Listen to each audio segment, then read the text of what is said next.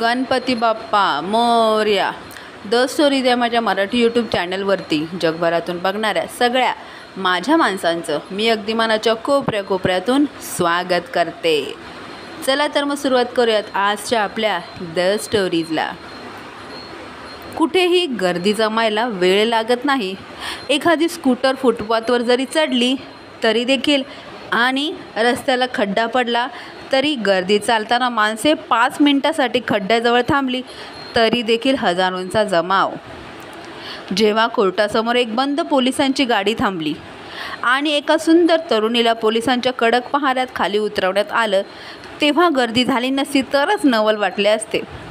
अगदी हजारो प्रेक्षकांनी हा म्हणता तिथे गर्दी करून सोडली.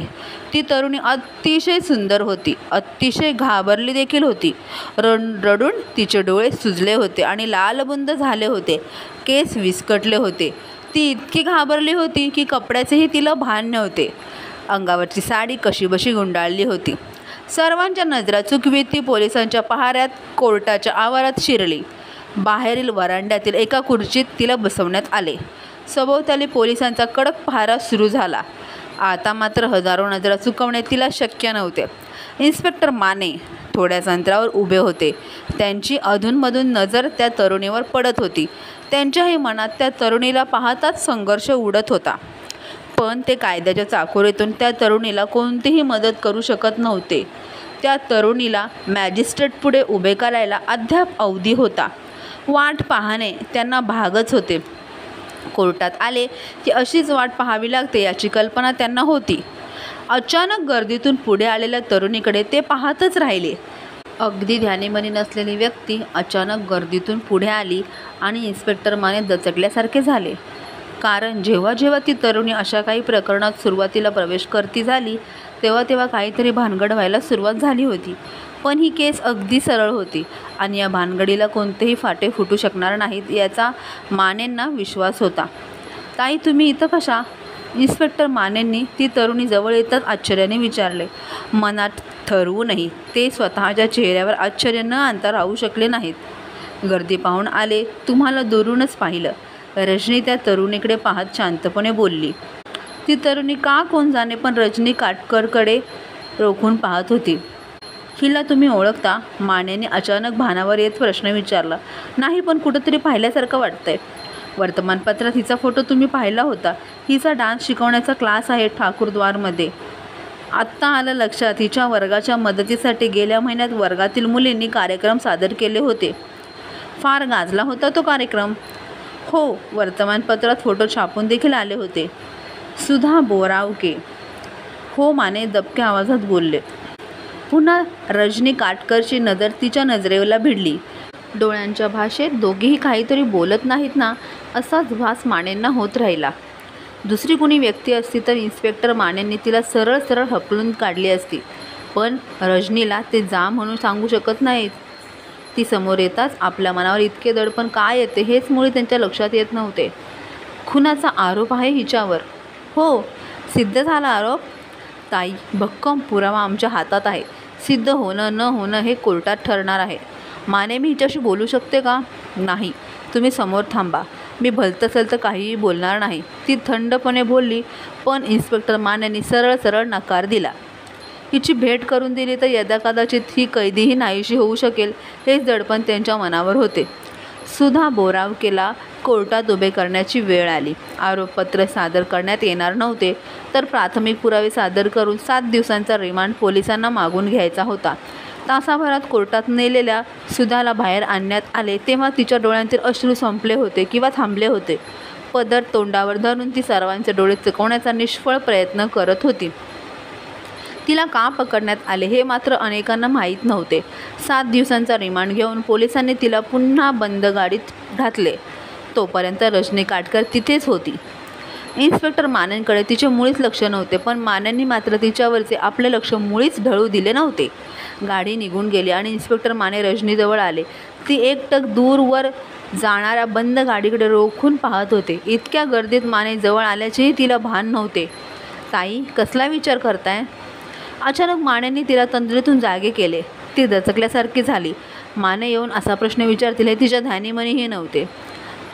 काय कसलाच नाही. माने, ही मुलगी मला खुनी वाटत नाही, रजनी गंभीरपणे बोलली आणि तिने एक एक पायरी उतरायला सुरुवात केली. मानेही तिच्याबरोबर चालत होते. मुद्दाम ते गाडीतून गेले नव्हते. कशावरून ते नाही मला सांगता येणार, पण ही मुलगी खुनी नाही, रजनी ठामपणे बोलल्याने आपल्या कारचे दार तिने उघडले. वर्गातील मुलींना अगदी मग्न होऊन सुद्धा बोरावके शिकवत होती. ती सांगेल तसे हात आणि पाय हलवण्याचा प्रयत्न 4-5 मुली करत होत्या. तोच दार ठोकावल्याचा आवाज आला. कपाळावर आठ्याने तिनं मुलींना थांबण्याचा इशारा केला. चिडलेल्या अवस्थेत तिने दार उघडले. बाहेर दणकट शरीराचा उच्चापुरा तरुण उभा होता. तिच्या कपाळावरच्या आठ्या अधिकच वाढल्या. काय काम आहे, तिने कठोर नजरेने त्याच्याकडे पाहत विचारले. पण त्याच्या चेहऱ्यावरचे मंद हास्य मात्र लोप पावले नाही. मला तुमच्याशी खाजगी बोलायचं होतं, रुबाबदार आवाजात त्या तरुणाने सांगितले. कशाबद्दल? त्याच्या उत्तराने ती गोंधळली. विषय अगदीच वेगळा आहे. तुमच्याकडे शिकणाऱ्या एका मुलीचा हसत बोलणारा तो तरुण गंभीर बोलत होता आणि सुद्धा बुचकळ्यात पडली. त्या तरुणाला तिने बाजूच्याच ऑफिसच्या खोलीत नेले. तिच्या समोरच्याच खुर्चीवर तो बसला. त्याच्या मनात गोंधळ माजला होता याची तिला जाणीव झाली. मिस बोरावके, तुमच्याकडे एक महानंदा पाराशर नावाची मुलगी येते. हो, तिच्या बाबतीत तुम्ही मला मदत करायला हवी, त्या तरुणाने गंभीरपणे सांगितले. आणि प्रेमप्रकरणाचाच हा एखादा प्रकार असावा याची खात्री तिला झाली. अशा प्रकारानं तिच्याकडून प्रोत्साहन मिळणे शक्य नव्हते. अत्यंत कडक शिस्तीचा वर्ग तिचा चालला होता. वर्गात आलेल्या मुली तिला टरकून होत्या. त्या बाबतीत मी तुम्हाला काहीही मदत करू शकणार नाही, असं सुद्धा बोरावकेने कठोर शब्दात ठामपणे सांगितले. आणि त्या तरुणाच्या डोळ्यात कठोर भाव प्रकटले. मिस बोरावके, मी जे तुम्हाला सांगतो ते तुमच्या तोंडून अन्यत्र कुठंही बोललं जाता कामा नये. तसे झाले तर तुमच्या जीवाला धोका आहे, कारण या प्रकरणामागे अतिशय शक्तिमान अशी संघटना आहे. तो तरुण बोलत होता आणि स्वतःला अतिशय कडक समजणारी सुद्धा भीतीने थरथरत होती. त्या तरुणाच्या चेहऱ्याकडे पाहूनच ती सत्य बोलतो आहे हे तिला पटत होतं.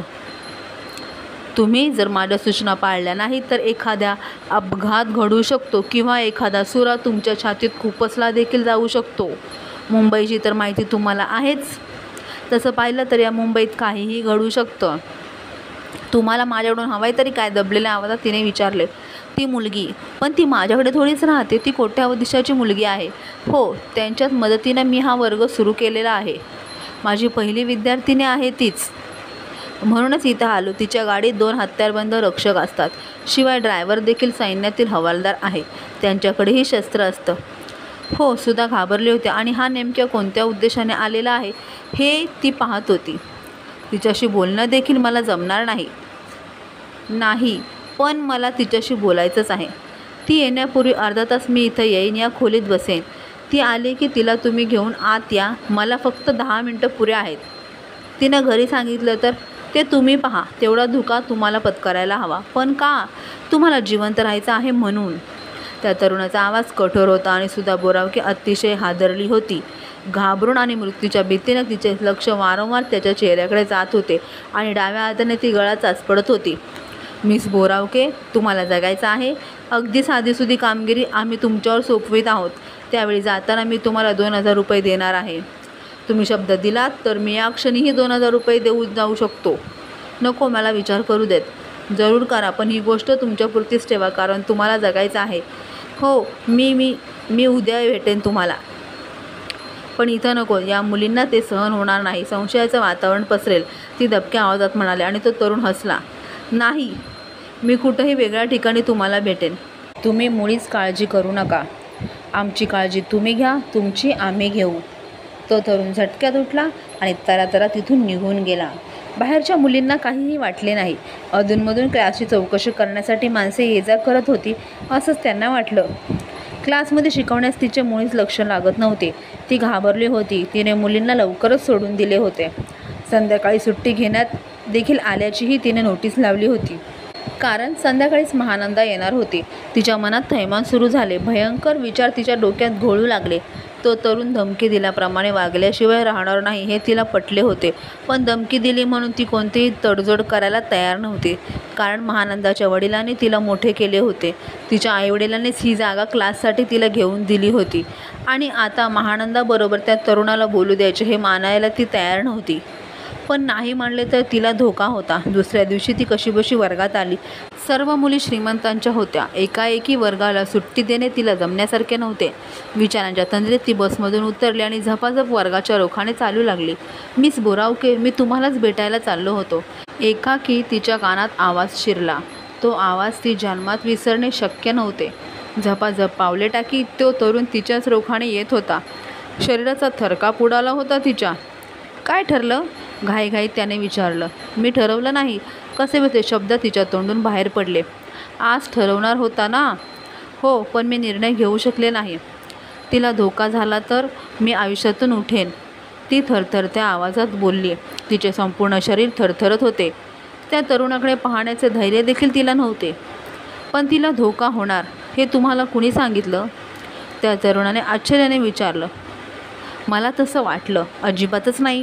मी तुमच्याच ऑफिसात बसून तिच्याशी बोलणार आहे, किंवा दुसरा एखादा माझा सहकारी येईल. बोलून होताच फार तर 10 मिनिटात तो निघून जाईल. तर तू त्यांना सांग. बळजबरीने तो आला. काही बोलायचीही त्याने संधी दिली नाही. तिच्याबरोबर तिचे रक्षक नाहीत काय? आहेत, पण ते वर्गाच्या बाहेर असतात. ठीक आहे, पण मी काही गडबड केली तर ते मला जिवंत सोडतील काय? मला माझ्या जीवाची भीती नाही का? त्या तरुणाने थंडपणे विचारले आणि अखेर तिने अनुमती दिली. ती समोरच राहणार होती. शक्यतो तिला नजरेआड होऊ द्यायचे नव्हते, असाही विचार तिने केला. दुपारचे 3:30 वाजले. 4 वाजता महानंदा येणार होती. तिची छाती धडधडू लागली. उगाचच मनात नाना विचारांचे तरंग उठू लागले. परिस्थिती गंभीर तर नाही ना? पण शंका घ्यायला काहीच जागा नव्हती. तो याच ऑफिसच्या खोलीत तिच्याशी बोलणार होता. हे प्रेमप्रकरण नव्हते, कारण प्रेम करण्याइतकी जाणीव तिला नव्हती. एक तरुण उघड्या दारात आला. मी तिला भेटायला आलोय, त्याने हलक्या आवाजात सुधाला सांगितले. कुणाला? नकळत तिच्या तोंडून शब्द बाहेर पडले.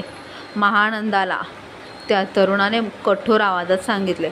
बोलणारा तरुण हा अगदीच तरुण नव्हता. त्याच्या डोक्याच्या उजव्या बाजूचे केस पिकल्यासारखे झाले होते. त्याचे वय 40ला जाऊन भिडले असावे असे तिला वाटत होते. शिवाय सकाळी मिळालेला 2000 रुपयांचा मिधेपणाही तिच्या मनातून जाणे शक्यच नव्हते. आत या, ती कशीबशी दबक्या आवाजात बोलली. त्याला सकाळी सुधाला भेटून गेलेल्या तरुणाने कल्पना दिली असावी. आत बोलावताच तो सरळ ऑफिसच्या खोलीत शिरला. मुकाट्याने तो एका खुर्चीत बसला. सुशिक्षित वाटत होता. अंगावरचे कपडे धपकेबाज होते, भारी किमतीचे होते. येताना त्याने कोणतेही वाहन आणले नव्हते. चालतच वर्गापर्यंत तो आलेला तिने पाहिलं होतं. 4 वाजले आणि एक आलिशान कार वर्गाच्या दारात येऊन उभी राहिली. एका रक्षकाने खाली उतरून दार उघडले आणि एकटीच महानंदा धावत वर्गात शिरली. तिचे वय फार फार तर 15-1 वर्षाचे होते. महानंदा, तुला भेटायला कोणीतरी आलेले आहे. सुद्धा तिचा हात धरून गंभीरपणे बोलले आणि महानंदा गंभीर बनली. कोण? मला माहीत नाही. तुझ्या डॅडीचे ते ओळखीचे आहेत. कुठं आहेत? ऑफिसमध्ये. आज जाऊन भेट, सुधाने सांगितले आणि तिचे हृदय धडधडू लागले. पुढे काय घडणार आहे हे मात्र तिच्या डोक्यात आले नाही. त्याने तिला शिव्या दिल्या तर महानंदा ऐकून घेणार नाही. सरळ ती अंगावर हात घालेल किंवा जोरात बाहेरच्या आपल्या रक्षकांना हाक मारेल हे तो ओळखून होता.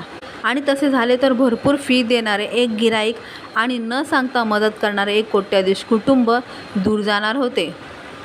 बाईंनीच आपल्याला त्याला भेटायला ऑफिसात पाठवले हे महानंदा सांगितल्याशिवाय थोडीच राहणार होती. विचारांच्या तंद्रीत ती असतानाच त्या तरुणाने एक वाक्य तिच्या कानात शिरले. त्या वाक्यात फारसा अर्थ नव्हता. एक ओळखीचे माणूस फार वर्षांनी भेटले की असे उद्गार कुणीही काढतच असतं.